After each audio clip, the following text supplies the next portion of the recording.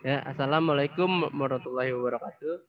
Salam, Om Swastiastu, Nama Budaya, Salam Kebajikan.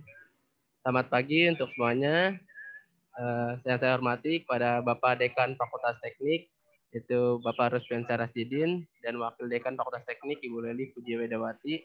Dan tidak lupa pada peserta yang pada hadir pada pagi hari ini di acara virtual class. Yang saya hormati juga kepada Bapak Diki Gumilang yang ingin memaparkan materi di virtual class hari ke-9. Ya, untuk Bapak Diki Gumilang, waktu dan tempat saya persilakan.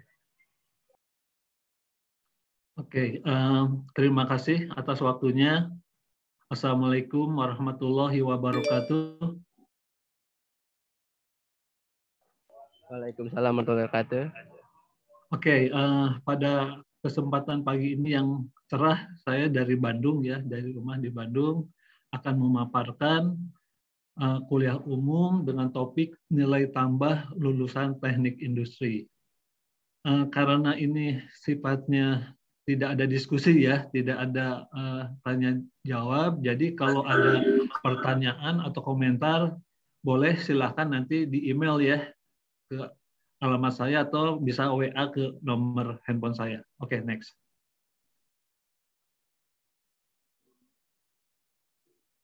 Oke, di sini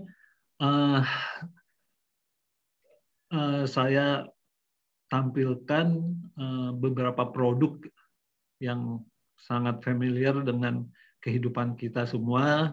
Pertama ini ada jembatan, ini persisnya jembatan di Sydney, Australia. Ini mobil ya, mobil Alphard yang mungkin mudah-mudahan kita semua pada suatu saat bisa memiliki mobil seperti ini.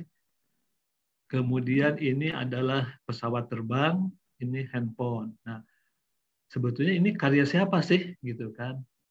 Kalau jembatan sudah pasti secara dominan ini adalah karya profesi teknik sipil ya. Kemudian kalau mobil ya teknik mesin, bukan berarti profesi insinyur lain tidak ada, tapi dominannya untuk mobil itu adalah teknik mesin. Kalau pesawat terbang ya pasti teknik penerbangan ya, teknik penerbangan. Kalau handphone, smartphone yang sekarang semua orang hampir memilikinya, ini adalah karya dari profesi teknik elektro ya, teknik elektro. Kemudian pertanyaannya adalah kalau karya teknik seorang insinyur teknik industri apa sih gitu kan? Kalau yang teknik yang lain kan kelihatan dengan mudah karyanya ya. Nah ini mungkin yang akan saya coba paparkan kurang lebih apa sih sebetulnya teknik industri itu, apa sih keunggulannya, dan bagaimana prospek pekerjaannya di masa yang akan datang. Oke, next. Oke, saya mulai dengan menjelaskan, mungkin di kuliah umum sebelumnya juga sudah dijelaskan ya mengenai revolusi industri. Nah, sekarang kita kenal dengan revolusi industri 4.0 ya, 4.0. Sebetulnya revolusi industri ini sebelum di sini ada industri 1.0 ya, poin tandanya apa? Industri 1.0 itu adalah penggerak energinya itu menggunakan tenaga air dan tenaga uap ya, steam power. Kemudian mekanisasinya masih sederhana. Sebetulnya sebelum 1.0 ada di sini. Kalau di sini artinya adalah tenaga yang digunakan adalah tenaga manusia atau tenaga hewan di sini. Di sebelum 1.0. Ini kejadiannya di abad ke-17. Kemudian di abad ke-18 kita masuk ke revolusi industri 2.0. Di sini sudah mengenal produksi massa ya, produksi massa. Kalau di sini produksinya masih satu-satu, ini sudah produksi massa, sudah dikenal ada lini assembly ya, kemudian energi atau tenaga yang digunakan untuk menggerakkan mesin itu adalah sudah menggunakan energi listrik ya. Kalau di sini energinya masih tadi tenaga air atau steam ya, uap. Ini di abad 18, kemudian revolusi industri 3.0 ini berada pada kurun abad ke-20 ya. Ini kita sebagian ada di sini ya. Di sini karakteristiknya sudah melakukan otomatisasi ya, otomatisasi, kemudian komputerisasi, kemudian sudah menggunakan alat-alat atau peralatan elektronik dan komputer ya, elektronik dan komponen elektronik. Nah, sekarang kita baru masuk ke era industri 4.0 sekarang saat ini. Cirinya ada di sini adalah cyber physical system. Artinya di sini sistem fisik yang terintegrasi secara cyber ya. Jadi fisiknya boleh di mana saja, tapi secara sistem saling terhubung. Ya, kemudian karakteristiknya yang berikutnya ada Internet of Things. Internet of Things artinya semua peralatan apapun semuanya terhubung dengan IP. Semuanya bisa diakses dari jarak jauh. Ya, misalkan sekarang yang paling sederhana rumah, misalkan sekarang sudah ada rumah yang dibilang smart home ya, di mana kita bisa melihat dipasang CCTV misalkan. Meskipun kita berada di belahan dunia yang lain, kita bisa melihat rumah kita, kamar kita, apa saja yang di rumah. Kenapa? Karena semuanya peralatan yang ada di rumah kita dihubungkan ke IP. Nah, di sini tentunya kalau di industri ya berarti semua peralatan ya yang ada di pabrik semuanya terkoneksi kepada jaringan, sehingga siapapun dari belahan bumi manapun bisa melihat, memonitor kondisi suatu pabrik ya, suatu pabrik, sehingga bisa melakukan pengawasan dan pengandalian. Ya. Kemudian sifat atau karakter yang lain adanya augmented reality ya, realitas buatan. Kemudian di sini kenapa industri 4.0 juga memungkinkan saat ini, karena kita sudah memiliki kemampuan big data dan big data analytics, kemudian simulasi ya, kemudian autonomous robot ya. Kalau kita lihat sekarang pabrik-pabrik manufacturing itu sudah di negara maju. Sekarang kita mungkin di Indonesia masih sebagian, tapi kalau di negara maju, di Jepang, di Jerman itu namanya pabrik mobil itu hampir 90% dikerjakan oleh robot ya, robot. Yang mana robot itu dikendalikan dari suatu control room, dan control room itu bisa diakses dari manapun dari belahan dunia. Kemudian Internet of Services, semua service juga terkait dengan internet sehingga bisa dilihat, dimonitor, bisa dikontrol dari jauh. Kemudian komputasi awan atau cloud computing, kemudian sistem integration ya, tentunya semuanya itu harus terintegrasi. Kalau nggak terintegrasi ya tujuan sistem tidak akan tercapai dengan sesuai target. Kemudian additive manufacturing. Additive manufacturing salah satu contohnya adalah dengan menggunakan 3D printing ya, 3D printing. Sekarang 3D printing itu sudah mulai umum. Saya lihat di CNN saat ini sudah ada yang bisa membuat suatu boot ya, kapal gitu, itu dari 3D printing. 3D printing. Satu lagi saya juga baca suatu artikel ya, bahwa kita ini manusia atau pihak Amerika ya, negara maju itu berencana akan melakukan perjalanan bahkan mukim di Mars. Nah, rencana mereka itu nanti rumah yang akan mereka tinggalin itu adalah dibuat secara 3D printing di Mars. Jadi nanti astronot ya akan terbang ke sana membawa printer 3D dengan tentunya material untuk printingnya. Jadi ini udah sampai ke sana. Kemudian cyber security. Ini cyber security artinya bahwa semuanya serba mudah diakses, semuanya serba mudah dilihat. Tentunya security-nya harus sangat baik. Jangan sampai nanti mudah di hack ya atau dimasuki oleh orang-orang yang tidak bertanggung jawab. Oke, next.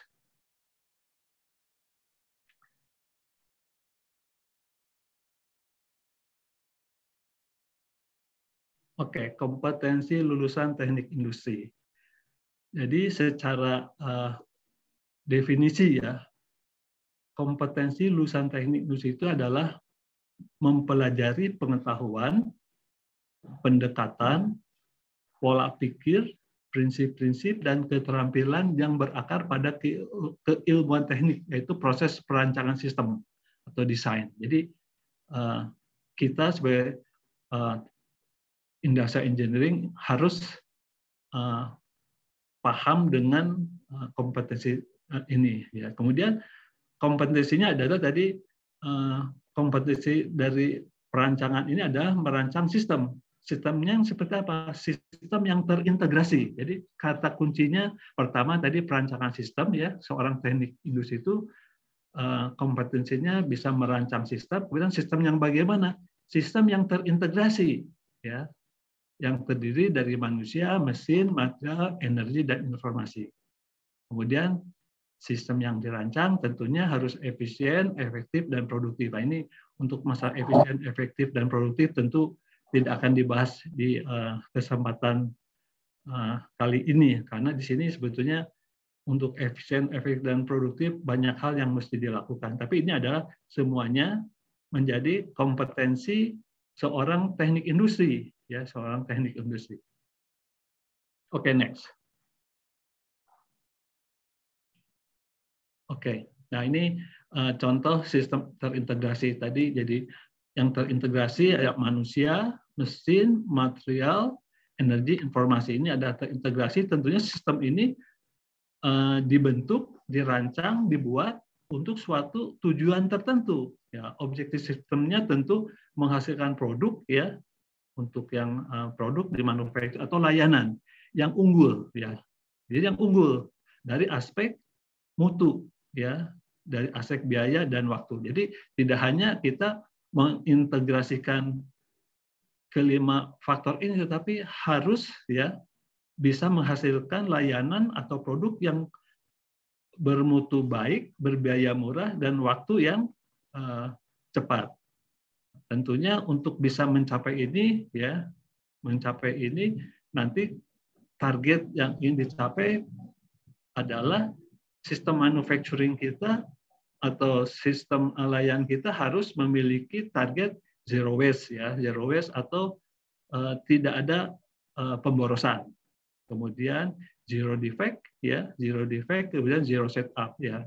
Zero setup artinya untuk membuat sesuatu produk tidak perlu waktu yang lama untuk men-setup, karena setup ini adalah waktu tunggu, ya, di mana waktu tunggu adalah semacam atau dikenal juga sebagai pemborosan. Oke, next.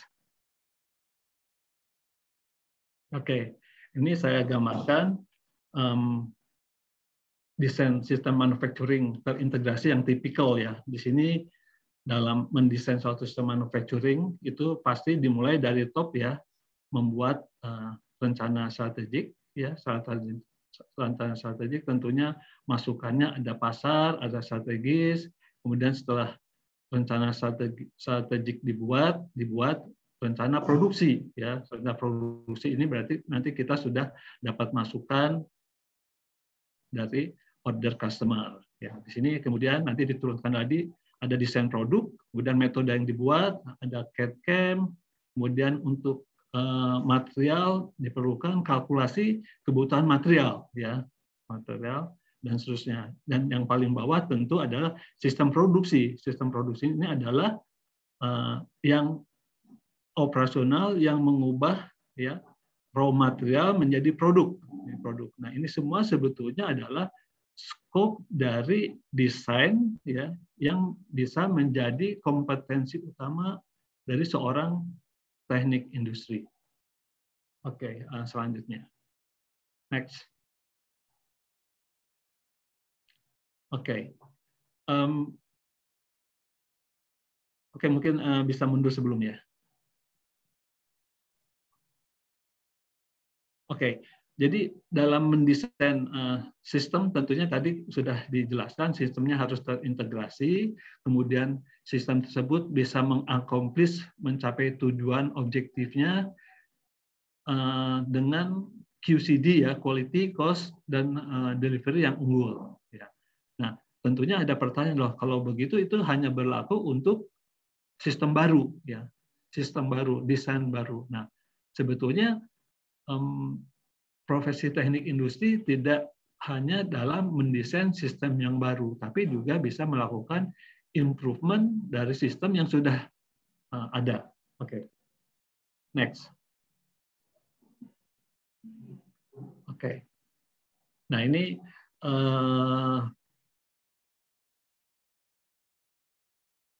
kompetensi yang dimiliki oleh seorang teknik industri ya. Tadi selain mendesain sistem ya yang terintegrasi dengan karakteristik yang sudah disampaikan, juga bisa melakukan perbaikan terhadap sistem yang ada ya. Sistem yang sudah ada, apa yang harus dilakukan? Pasti adalah adanya atau ingin menghilangkan atau mengurangi waste ya atau pemborosan pada proses produksi sehingga efisien, efektif dan produktif. Jadi di sini bisa dibayangkan profesi teknik industri memiliki peluang pekerjaan luas sekali ya, mendesain sistem ya, baik sistem yang sederhana, medium maupun sistem yang complicated. Tapi dengan tadi ciri-cirinya seperti terintegrasi, kemudian efisien, efektif dan produktif. Oke, untuk sistem yang sudah ada, seorang teknik industri punya peluang untuk mengimprove ya. Kenapa mengimprove? Di dalam satu perusahaan, dalam satu manufacturing, kemungkinan masih terjadi pemborosan-pemborosan ya. 8 jenis pemborosan yang dikenal ya sebagai dari lean manufacturing. Ada pemborosan karena kita atau perusahaan membuat produk yang defect, produk yang cacat. Kalau produk cacat berarti ada waktu yang terbuang, ada uang yang terbuang, ada sumber daya yang terbuang, ada kepuasan pelanggan yang juga dikorbankan. Kemudian pemborosan kedua ada kelebihan pemrosesan. Kalau kita membuat barang, misalkan mestinya 1 kali proses, tapi desainer itu mendesain prosesnya dua tahap. Nah ini berarti kelebihan pemrosesan itu yang harus diimprove. Kemudian produksi berlebih. Ini juga suatu pemborosan. Kemudian menunggu, ya, menunggu misalkan suatu work session, satu mesin mau mengerjakan jadwalnya sudah harus mengerjakan suatu produk, tapi raw material belum datang, atau mesinnya lagi breakdown, perlu maintenance, atau mesin sudah siap, material sudah siap, tapi operatornya tidak hadir. Nah ini menunggu, ini juga termasuk pemborosan. Kemudian pemborosan yang kelima adalah persediaan inventory. Kemudian yang keenam transportasi, di mana untuk mendapatkan produk yang murah ya secara kualitas bagus, semuanya harus efisien. Transportasinya juga harus desain, jangan sampai transportasinya juga berlebihan sehingga kosnya menjadi mahal.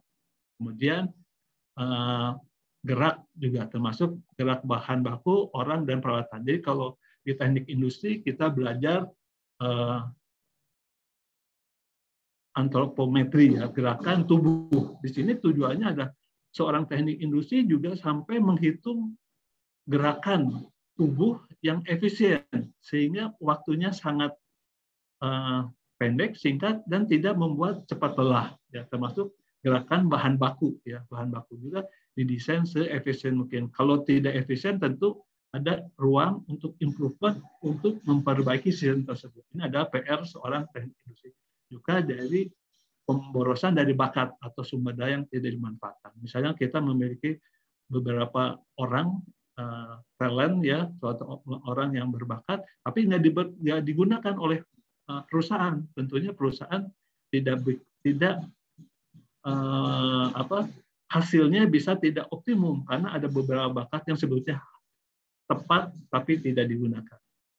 Oke, next.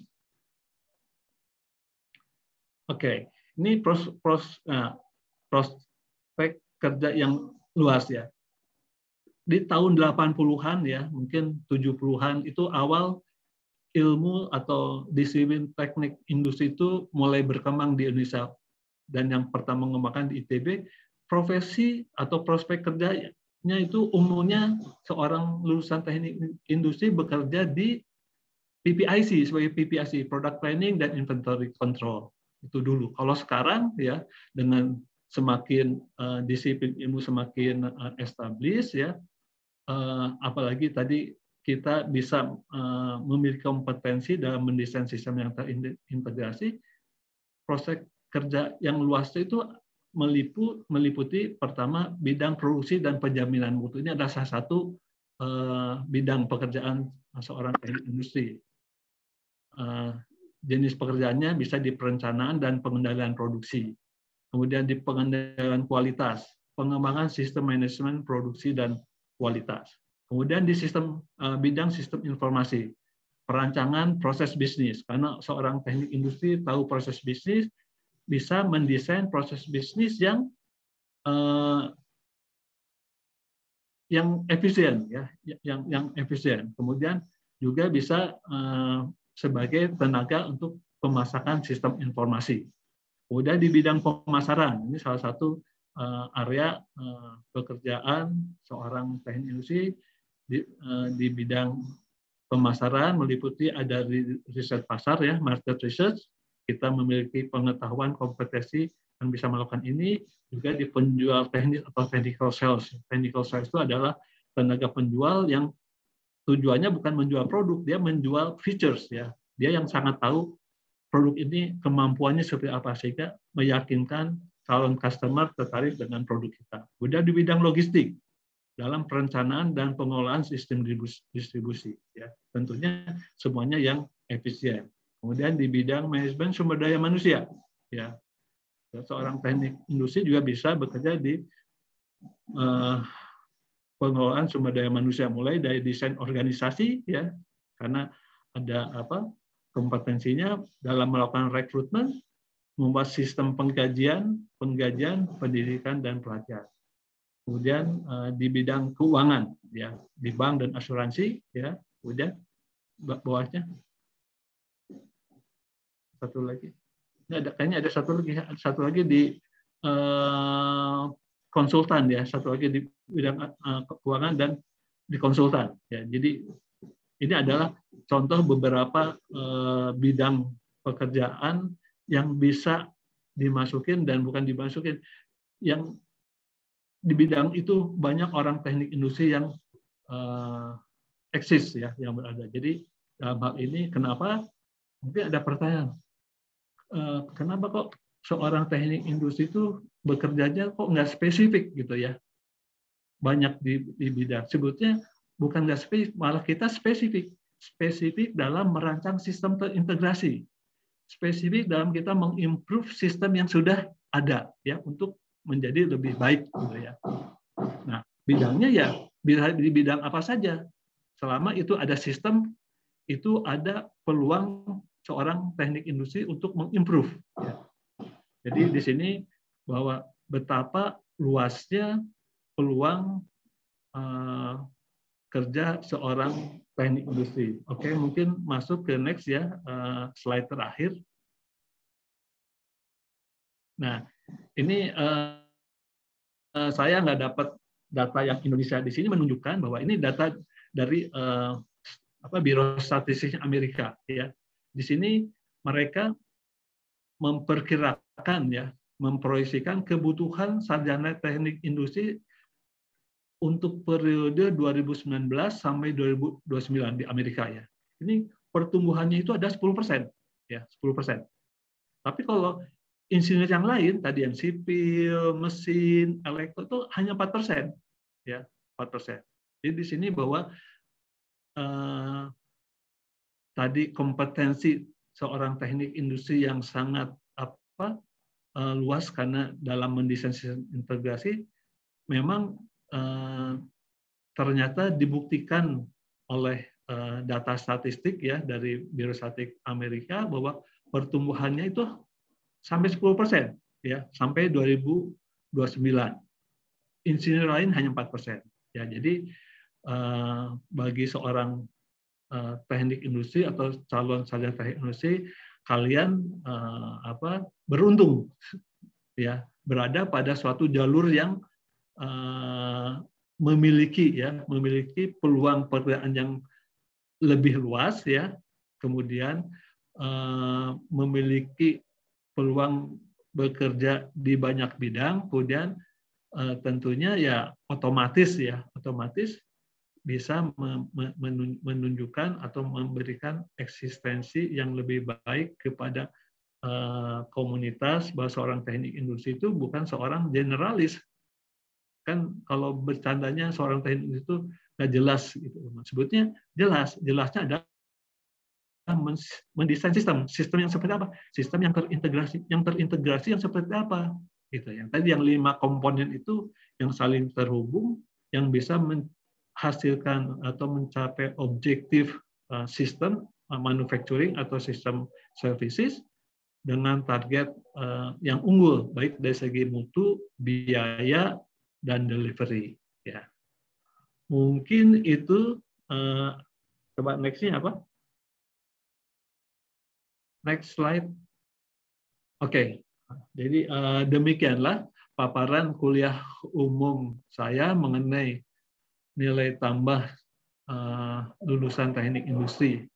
Terima kasih. Wassalamualaikum warahmatullahi wabarakatuh. Waalaikumsalam warahmatullahi wabarakatuh. Ya, terima kasih Pak Diki Gumilang atas pemaparan materinya. Untuk materi pada pagi hari ini, teknik industri itu adalah teknik yang mempunyai sistem yang terintegrasi.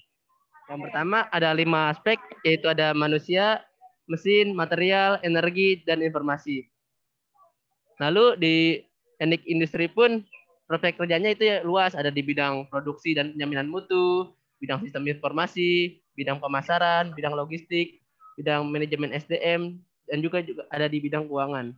Lalu juga di prospek kerja kebutuhan sarjana teknik industri itu cukup luas, karena dibandingkan teknik-teknik lainnya, teknik industri itu 10%. Kalau di engineer ada 4%, dan total semuanya itu 4%. Jadi peluang teknik industri itu bisa cukup luas, karena kita ini mengatur sistem yang terintegrasi. Ya, untuk sebelum menutup Tirtokas pada pagi hari ini, untuk para peserta, saya harapkan untuk menyalakan kameranya untuk foto bersama.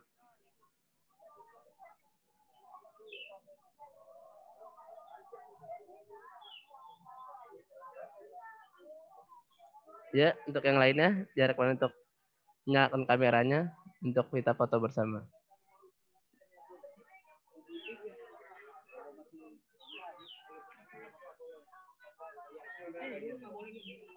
Ya, saya hitung ya. 1, 2, 3. Ya, lanjut. 1, 2, 3. Ya, terima kasih Pak Diki udah membawakan materinya di acara virtual kelas dari Fakultas Teknik dan Fakultas Teknik. Untuk semuanya, untuk para peserta agar mendapat ilmu yang banyak dari virtual kelas ini. Ya, sampai jumpa di acara selanjutnya tanggal 11, 12, 13 kita ada acara webinar. Jadi untuk ikut bergabung juga di acara webinar dari BMFT dan Fakultas Teknik. Semuanya kurang lebih mohon maaf. Wabillahi taufiq wal hidayah. Wassalamualaikum warahmatullahi wabarakatuh. Waalaikumsalam warahmatullahi wabarakatuh. Saya live ya.